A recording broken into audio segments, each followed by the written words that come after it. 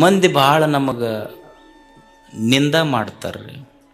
ಮತ್ತು ಮಾಡ್ತಾರೆ ಪಾಪ, ಎಲ್ಲ ಪುಕ್ಕಟೆ ಇವೆಲ್ಲ ಸಿಕ್ಕಾವ, ಮತ್ತು ಅವೇನು ಉದ್ಯೋಗ ಖಾತ್ರಿ ಬರ್ತಾವ, ರೊಕ್ಕ ಬೀಳ್ತೈತಿ, ಕೆಲಸ ಏನೈತೆ ಅವ್ರಿಗೆ? ನೀವು ಒಂದು ನೆನಪಿಟ್ಕೊಂಡವ್ರಿ ಹೋಗಾಕ, ಊರು ಮುಂದಿನ ಬಾವಿ ಮುಚ್ಚಬೋದು, ಊರು ಮಂದಿ ಬಾಯಿ ಮುಚ್ಚಕ್ಕಾಗೋದಿಲ್ಲ, ತಿಳ್ಕೊಂಬಿಡ್ರಿ ಅಷ್ಟೆ. ಊರು ಮುಂದಿನ ಬಾವಿ ಮುಚ್ಚಬಹುದು, ಊರು ಮಂದಿ ಬಾಯಿ ಮುಚ್ಚಕ್ಕಾಗೋದಿಲ್ಲ. ಅಕಸ್ಮಾತ್ ಒಂದು ವೇಳೆ ನೀ ಬಿದ್ದಿ ಅಂದ್ರೆ ಬಾಯಾಗ, ನಿನ್ನ ದೈವ ಚಲೋ ಇತ್ತು ಅಂದ್ರೆ ಬಾವ್ಯಾಗಿಂದ ಎದ್ದು ಬರ್ತಿ. ಆದ್ರೆ ನಿನ್ನ ಅದೃಷ್ಟ ಇರಲಿ ಬಿಡಲಿ, ಆದ್ರೆ ಊರು ಮಂದಿ ಬಾಯಾಗಿಂದ ಪಾರಾಗೋದು ಕಷ್ಟ ಐತಿ. ಅದಕ್ಕೆ ಮನುಷ್ಯ ಊರು ಅಂದಮೇಲೆ ಒಂದಿಷ್ಟು ಆಡ್ತಿರ್ತಾವ ಅಷ್ಟೇ. ನಾ ಭಾಳ ಸಲ ಇದನ್ನು ಹೇಳ್ತಿರ್ತೀನಿ. ಏನಂದ್ರೆ, ಈಗ ನಿನ್ನೆ ಮೊನ್ನೆ ಅಡುಗೆ ಮಾಡಿರ್ತಾರೆ ಮನ್ಯಾಗ, ಅಡುಗೆ ಮಾಡಿದ್ದು ನಮಗೆ ತಂದಿಟ್ಟು ಕೂಡಲೇ ನಾವು ಮನ್ಯಾಗ ಸಿಟ್ಟಿಗೆ ಹೇಳ್ತೀವಿ. ಏನಂತೀವಿ ಅಂತಾರಿಲ್ಲ ಗಂಡ್ಮಕ್ಳು, ನಿನ್ನೆ ಮೊನ್ನೆ ತಂದಿಟ್ಟು ನನಗೆ ಹಳಸಿದ್ದು ಯಾರು ಉಣ್ತಾರೆ ಮನ್ಯಾಗ ಅನ್ನೋದಿಲ್ಲ ನೀವು.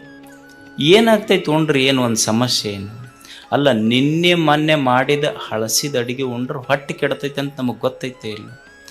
ನಿನ್ನೆ ಮೊನ್ನೆ ಮಾಡಿದ ಹಳಸಿದ ಅಡುಗೆ ಉಂಡ್ರೆ ಹೊಟ್ಟೆ ಕೆಡ್ತೈತಿ, ನಿನ್ನೆ ಮೊನ್ನೆ ಆಡಿದ ಮಾತು ತಲೆಯಾಗ ಇಟ್ಕೊಂಡ್ರೆ ತಲೆನೂ ಕೆಡ್ತೈತೆ ಅಂತ ಗೊತ್ತಿರ್ಬೇಕು ಮನುಷ್ಯಾಗ. ಇದನ್ನು ಕಲಿಯೋದು ಜೀವನದೊಳಗೆ ಅಷ್ಟೆ.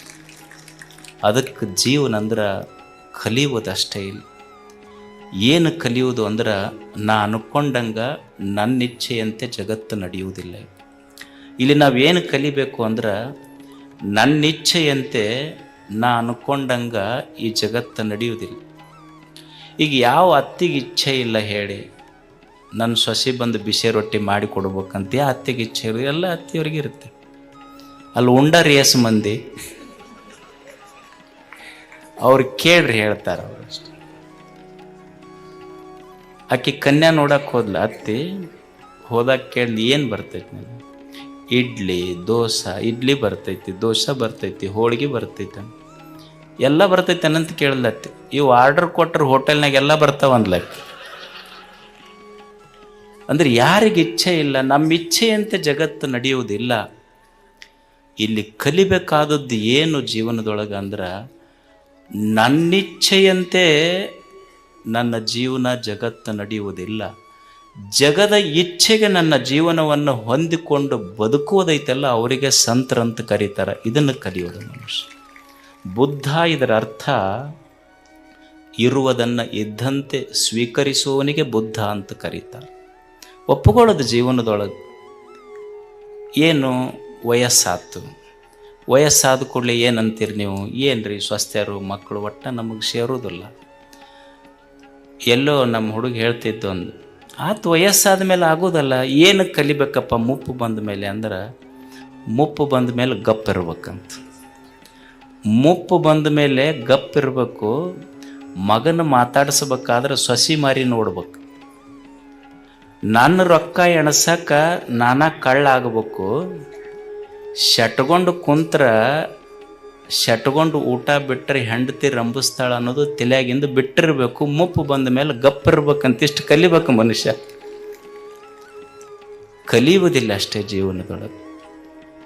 ಅದಕ್ಕೆ ಜೀವನ ಇದ್ದಂತೆ ಸ್ವೀಕರಿಸುವವನಿಗೆ ಸಂತ ಅಂತ ಕರೀತಾರೆ, ಜ್ಞಾನಿ ಅಂತ ಕರೀತಾರೆ.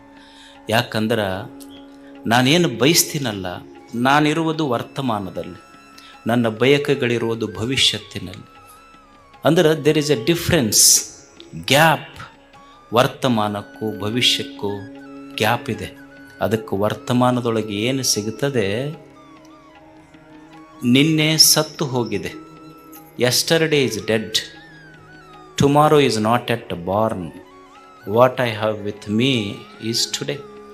ಇವತ್ತು ನನ್ನ ಕೈಯಾಗ ದೇವರು ಕೊಟ್ಟಾನಲ್ಲ, ಈ ಕ್ಷಣವನ್ನು ಅನುಭವಿಸುವುದಷ್ಟೇ, ಸಂತೋಷ ಪಡೋದು. ಇರುವುದನ್ನು ಇದ್ದಂತೆ ಸ್ವೀಕರಿಸುವುದು. ದೇವರು ನಮಗೇನು ಕೊಟ್ಟಾನ ಅದನ್ನು ನೋಡಿ ಸಂತೋಷ ಪಡಬೇಕು. ಅದು ಜೀವನ. ಒಬ್ಬರು ಗುರುಗಳು, ಅವ್ರ ಹತ್ರ ಒಂದು 3 ಜನ ಶಿಷ್ಯರು ಅಭ್ಯಾಸ ಮಾಡಿದರು. ಒಂದು ಗುರುಕುಲ ಇತ್ತದು. 3 ಜನ ಅವ್ರ ಹತ್ರ ಅಧ್ಯಯನ ಮಾಡಿ ಹೋದರು. ಹೋಗಿ ಮತ್ತೆ ಗುರುಗಳ ದರ್ಶನಕ್ಕೆ ಬಂದರು ಆಶ್ರಮಕ್ಕೆ.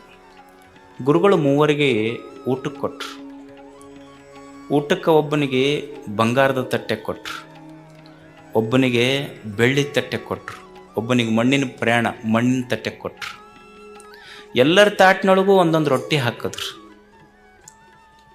ಉಂಡ್ರು.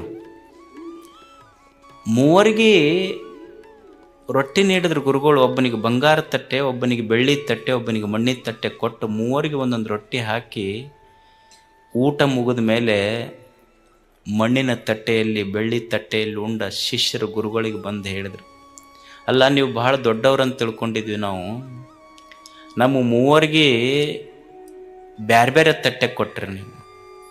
ಅವನಿಗೆ ಬಂಗಾರ ತಟ್ಟೆ ಕೊಟ್ರಿ, ಅವನಿಗೆ ಬೆಳ್ಳಿ ತಟ್ಟೆ ಕೊಟ್ರಿ, ನನಗೆ ನೋಡಿದ್ರೆ ಬರೀ ಮಣ್ಣಿನ ತಟ್ಟೆ ಕೊಟ್ರಿ ಅಂತ ಶಿಷ್ಯ ಕಂಪ್ಲೇಂಟ್ ಮಾಡಿದ ಗುರುಗಳಿಗೆ. ಅವಾಗ ಗುರು ಹೇಳ್ದ, ನೋಡು, ಅವನಿಗೆ ಬಂಗಾರದ ತಟ್ಟೆ ಕೊಟ್ಟಿರ್ಬೋದು, ಅವನಿಗೆ ಬೆಳ್ಳಿ ತಟ್ಟೆ ಕೊಟ್ಟಿರ್ಬೋದು, ನಿನಗೆ ಮಣ್ಣಿನ ತಟ್ಟೆ ಕೊಟ್ಟಿರ್ಬೋದು. ನಿನ್ನ ಲಕ್ಷ್ಯ ತಟ್ಟೆಯ ಕಡೆ ಹೋತೆ ಹೊರತು ತಟ್ಟೆಯಲ್ಲಿ ಹಾಕಿದ ರೊಟ್ಟಿ ಒಂದೇ ಅನ್ನುವ ಕಲ್ಪನಾ ನಿನಗೆ ಬರಲಿಲ್ಲಲ್ಲ. ಜೀವನದೊಳಗೆ ಒಬ್ಬ ಹೆಚ್ಚಿರ್ಬೋದು, ಒಬ್ಬರಿಗೆ ಕಡಿಮೆ ಇರ್ಬೋದು, ಒಬ್ಬ ಶ್ರೀಮಂತ ಇರ್ಬೋದು, ಒಬ್ಬ ಬಡವಿರ್ಬೋದು, ಒಬ್ಬ ಸುಂದರ ಇರ್ಬೋದು, ಒಬ್ಬ ಕಪ್ಪಿರ್ಬೋದು. ಆದರೆ ದೇವರು ನಮ್ಮ ತಟ್ಟೆಯಲ್ಲಿ ಸುಂದರವಾದ ಜೀವನವನ್ನು ಹಾಕಿದ್ದಾನೆ. ಈ ಜೀವನವನ್ನು ಏನು ಆಯುಷ್ಯ ಕೊಟ್ಟಾನ ಅವನಿಗೆ ಸಂತೋಷ ಆಗುವಂಗೆ ಬದುಕಿ ಹೋಗುವುದೇ ನಿಜವಾದ ಜಾತ್ರೆ. ಇದು ಜೀವನದ ಉದ್ದೇಶ ಅಷ್ಟೆ.